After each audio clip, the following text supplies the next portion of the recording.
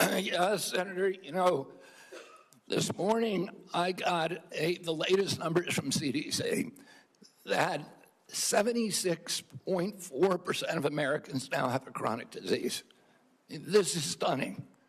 When my uncle was president, it was 11%. 1950, it was 3%.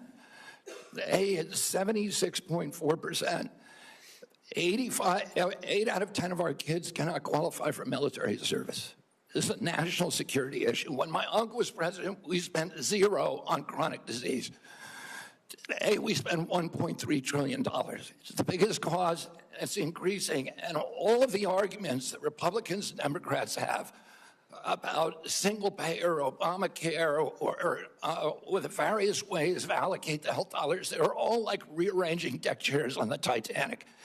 If we don't end this chronic disease, we are the sickest country in the world.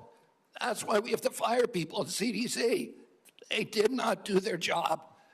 This was their job to keep us healthy. Thank you, and I need to fire some of those people to make sure this doesn't happen again. Thank you, Mr.